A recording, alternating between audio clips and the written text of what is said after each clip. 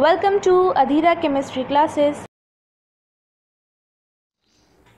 Hello friends, Adhira chemistry class में आपका स्वागत है। जो लेसन चल रहा है उसका नाम है एटॉमिक स्ट्रक्चर और उसमें जो फोकस हो रहा है वह है एटॉमिक मॉडल। अब तक हमने दो मॉडल पर बातचीत किया है।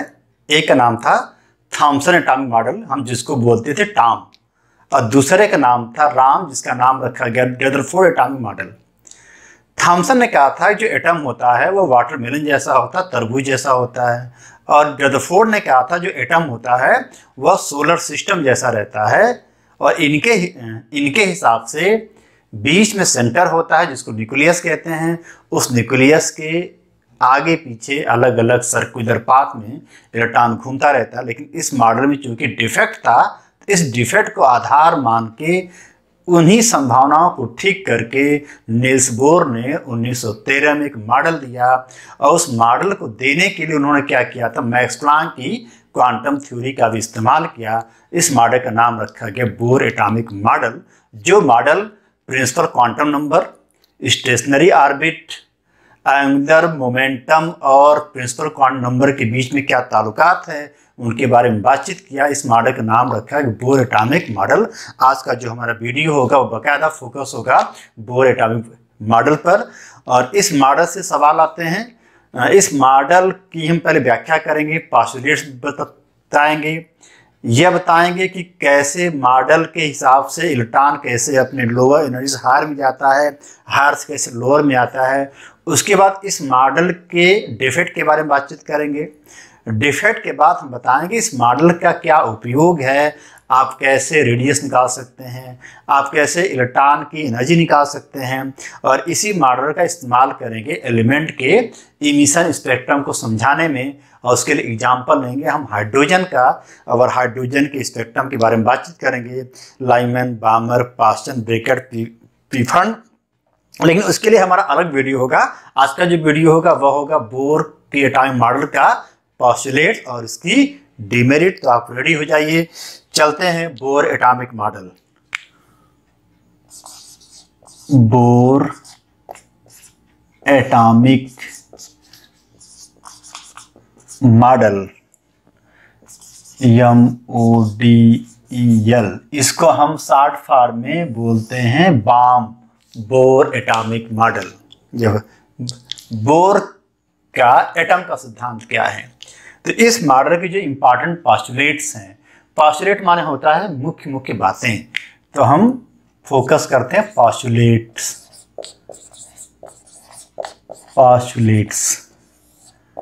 तो पॉस्टुलेट्स है नंबर 1, हम बोलते जा रहे हैं, आप मेरी बात को सुनते जाइए। नंबर 1, बोर ने कहा था कि एटम स्मॉलेस्ट पार्टिकल है, बहुत छोटा सा है, स्फेरिकल है। Number 2, according to Bohr, atom के बीच में सेंटर में न्यूक्लियस होता है, उस न्यूक्लियस में न्यूट्रॉन प्रोटॉन होता है। न्यूक्लियस में जो न्यूट्रॉन होता है उसका न्यूट्रल चार्ज होता है, प्रोटॉन का पॉजिटिव चार्ज होता है। उस न्यूक्लियस की चारों तरफ अलग अलग स्टेशनरी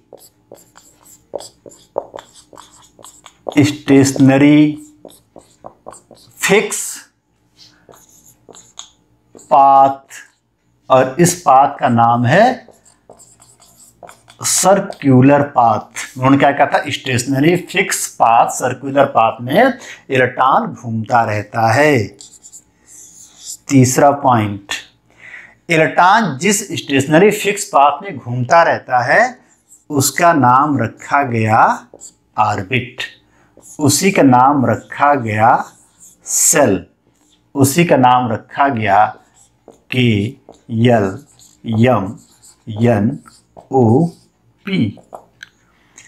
यह इनका तीसरा पॉइंट है।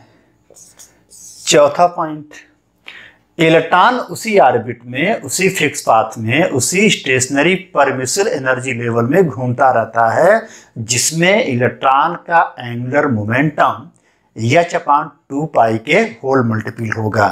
क्या बोला उन्होंने, इलेक्ट्रॉन उसी ऑर्बिट में घूमेगा जिसमें उस इलेक्ट्रॉन का एंगुलर मोमेंटम h/2π के होल मल्टीपल होगा या इंटीग्रल मल्टीपल होगा। अब मान लीजिए एटम का न्यूक्लियस है, इसमें इलेक्ट्रॉन घूम रहा है, पहला ऑर्बिट है, दूसरा है, तीसरा है, चौथा ऑर्बिट है। ठीक, तो ऑर्बिट जो शब्द है उसका इस्तेमाल किया था बोर ने। तो पहले ऑर्बिट का नाम होगा के, फिर यल, फिर यम, फिर यन होगा। इसी का नाम होगा 1 2 3 4 होगा। एनर्जी होगी इसी की E1 होगा, E2 होगा, E3 होगा, E4 होगा, बातचीत होती रहेगी। तो सबसे पहला पॉइंट क्या था कि एटम स्फेरिकल है, बहुत माइन्यूट है, छोटा सा रहता है। दूसरा पॉइंट क्या है कि एटम के बीच में सेंटर होता है, उस सेंटर को न्यूक्लियस कहते हैं। उस न्यूक्लियस न्यूट्रॉन प्रोटॉन होता है। न्यूट्रॉन पर न्यूट्रल चार्ज है, प्रोटॉन पर पॉजिटिव चार्ज है। मतलब होल जो है एटम का न्यूक्लियस पॉजिटिवली चार्ज होता है। इस एटम के न्यूक्लियस की चारों तरफ circular, stationary, fix circular path में इलेक्ट्रॉन घूमता रहता है। उसकी एनर्जी भी फिक्स होती है। इस सर्कुलर पाथ का नाम ऑर्बिट होता है, सेल होता है, उसको KLMNOP कहते हैं। चौथा पॉइंट यह है कि इलेक्ट्रॉन उसी फिक्स पाथ में घूमेगा जिसमें उसका एंगुलर मोमेंटम h/2 के होल मल्टीपल होगा। h/2 के होल मल्टीपल होगा, जहां पर m क्या है, मास है, v क्या है, वेलोसिटी है, r क्या है, रेडियस है, h क्या है, मैक्स प्लैंक कांस्टेंट है, n जो है 1 2 3 4 5 है। यह खास बात है, इस खास बात को जानना है। ठीक है, अब आता है पांचवा पॉइंट। पांचवा पॉइंट यह है कि चूंकि एटम का न्यूक्लियस पॉजिटिवली चार्ज है, इलेक्ट्रॉन नेगेटिवली चार्ज है, तो पॉजिटिव और नेगेटिवली चार्ज के बीच में एक इलेक्ट्रोस्टैटिक फोर्स काम करता है। इस इलेक्ट्रोस्टैटिक फोर्स से एटम का न्यूक्लियस जो होता है इलेक्ट्रॉन को अपनी ओर खींचता है। लेकिन चूंकि इलेक्ट्रॉन सर्कुलर घूमता रहता है, तो एक फोर्स सेंटर के बाहर लगता है जिसको हम सेंट्रीफ्यूगल फोर्स कहते हैं। मतलब इलेक्ट्रॉन को दो फोर्स काम करता है, एक का नाम होता है अंदर, एक का नाम होता है बाहर। अंदर वाले फोर्स का नाम होता है इलेक्ट्रोस्टैटिक फोर्स और बाहर वाले फोर्स का नाम होता है सेंट्रीफ्यूगल फोर्स।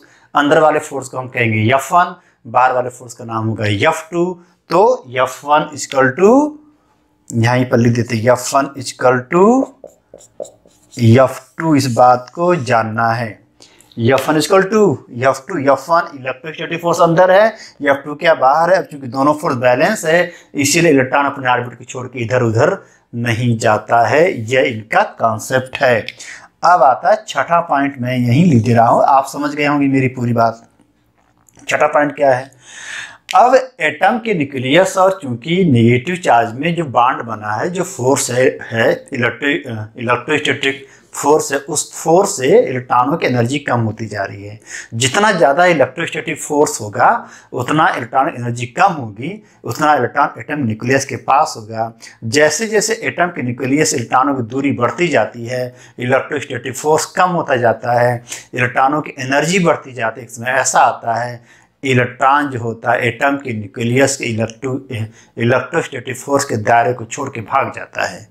तो ये फोर्स जो होता है उससे इलेक्ट्रॉनों की एनर्जी कम होती है। ठीक है, अब छठा पॉइंट है कि हर ऑर्बिट का जो हर ये पाथ है उसकी एनर्जी फिक्स है, उसमें से और उसमें रहने वाले इलेक्ट्रॉनों की भी एनर्जी फिक्स है।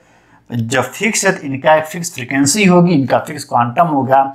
तो यह इसमें नहीं जाएगा, ये इसमें नहीं आएगा, ये इसमें नहीं जाएगा, ये इसमें नहीं आएगा। ये तभी इधर उधर होंगे, इमिट करेंगे या एब्जॉर्ब करेंगे जब उतनी अमाउंट में एनर्जी इनको प्रोवाइड की जाती है।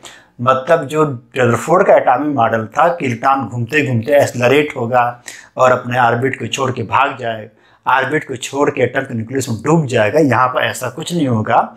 क्योंकि अकॉर्डिंग टू बोर हर ऑर्बिट की एक फिक्स स्टेशनरी एनर्जी है, वह एनर्जी क्वांटाइज है। तो जब उतनी मात्रा में एनर्जी मिलेगी तब इमिशन होगा।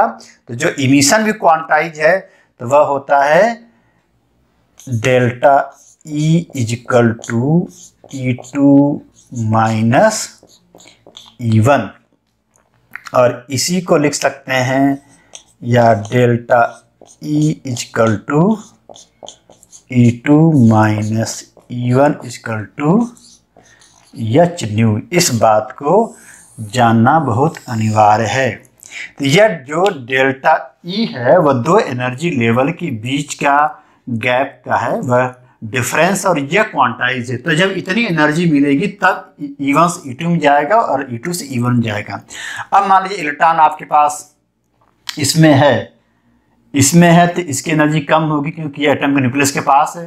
अब इसको इसमें जाना होगा तो इतनी एनर्जी एब्जॉर्ब करेगा, तब जाके E1 से E2 में जाएगा, तब जाके E2 से E3 में जाएगा, तब E3 से E4 में जाएगा, तब इसमें जो होगा यह एब्जॉर्ब करेगा। तो डेल्टा E की वैल्यू हो जाएगी पॉजिटिव। लेकिन अगर जो है यह इसमें से इसमें आएगा, इसमें जब इसमें आएगा तो एनर्जी निकालेगा तो डेल्टा E की वैल्यू हो जाएगी नेगेटिव। दो प्रोसेस होगा, एक एंडोथर्मिक होगा और एक एक्जिथर्मिक होगा। यह चूंकि हर ऑर्बिट की एनर्जी फिक्स है तो वह क्वांटम के फॉर्म में है, डिस्क्रीट एनर्जी पार्टिकल के तौर पे है। तो यह आपका हो गया बोर का एटॉमिक मॉडल। बोर के एटॉमिक मॉडल से 3-4 बातों की जानकारी मिलती है। बोर ने कहा था कि एटम स्फेरिकल है, बहुत माइन्यूट है और उसके बीच में सेंटर है। सेंटर के चारों तरफ इलेक्ट्रॉन अलग अलग ऑर्बिट में घूमते रहते हैं। इस ऑर्बिट को सेल कहते हैं। इसको स्टेशनरी फिक्स सर्कुलर पाथ कहते हैं। सबकी एनर्जी फिक्स रहती है। इलेक्ट्रॉन उसी ऑर्बिट में घूमेगा जिस ऑर्बिट में उस इलेक्ट्रॉन का एंगुलर मोमेंटम h/2 पाई के होल मल्टीपल होगा। n की वैल्यू 1 होगी तो यहाँ हो जाएगा h/2 पाई, 2 होगी तो 2h/2 पाई, 3 होगा 3h/2 पाई होगा। अगला था उनका कि इलेक्ट्रॉन पर दो फोर्स काम करते हैं, एक फोर्स अंदर होगा, एक फोर्स बाहर होगा। अंदर वाले फोर्स का नाम होगा इलेक्ट्रोस्टैटिक फोर्स, बाहर वाले फोर्स का नाम होगा सेंट्रीफ्यूगल फोर्स। इनके हिसाब से दोनों फोर्स बैलेंस रहते, इलेक्ट्रॉन इधर उधर नहीं जाता है। अगला पॉइंट इनका यह था कि इलेक्ट्रॉन की एनर्जी चूंकि फिक्स रहती है तो अगर एक ऑर्बिट से इलेक्ट्रॉन दूसरे या तीसरे या दूसरे से पहले में आएगा तो एनर्जी का गैप होगा, वह एनर्जी का गैप डेल्टा E होगा, वह वैल्यू क्वांटाइज रहती है।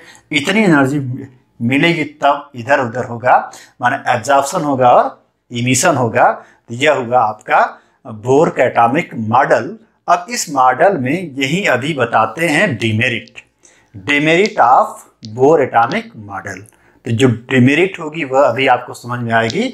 Demerit of bore atomic model पे बात करते हैं। Demerit of bore atomic model. Demerits of bore atomic model. Bore atomic model की डिमेरिट, इनकी क्या कमी है? तो सबसे पहली कमी है कि जो बोर एटॉमिक मॉडल है वह उस एलिमेंट के एटम के बारे में व्याख्या करता है जिसमें केवल एक इलेक्ट्रॉन हो। तो यूनि इलेक्ट्रॉनिक सिस्टम के समझाने में बोर का मॉडल उपयोग हुआ था। जैसे hydrogen, helium plus, lithium plus plus, लेकिन ये मल्टी इलेक्ट्रॉन सिस्टम के बताने में फेलोर हो गया। मतलब यह उसके लिए फायदेमंद है जिस एलिमेंट एटम के पास केवल एक इलेक्ट्रॉन हो। दूसरा पॉइंट, जब हाइड्रोजन का स्पेक्ट्रम निकाला गया, लो रिजोल्यूशन स्पेक्ट्रम, तो सिंगल लाइन मिली। लेकिन जब हाई रिजोल्यूशन स्पेक्ट्रम से हाइड्रोजन का इमिशन स्पेक्ट्रम के बारे में अध्ययन किया गया तो यह देखा गया कि हाइड्रोजन का स्पेक्ट्रम अलग अलग खंड खंड में था, अलग अलग स्पेक्ट्रम मिला, जिसे वह रेखाओं में मिला, फाइन मिला, अलग अलग पार्ट में था। ऐसा क्यों था? जो सिंगल मिल रहा था, सिंगल आभास होता था लेकिन वो टूटा हुआ था, अलग अलग पार्ट में था, उसके बारे में बताने में बोर मॉडल फेलोर कर गया। तीसरा पॉइंट, एक वैज्ञानिक है जिनका नाम है जीमैन। इन्होंने जीमैन इफेक्ट दिया था। अब यह जानना होगा जीमैन इफेक्ट क्या होता है। जब एटम का सिंगल स्पेक्ट्रम, एटम का सिंगल स्पेक्ट्रम को जब रखा गया मैग्नेटिक फील्ड में, तो एटम के सिंगल स्पेक्ट्रम को मैग्नेटिक फील्ड में रखने पर एटम का सिंगल स्पेक्ट्रम अलग अलग खंड खंड में टूट गया, स्प्लिट हो गया।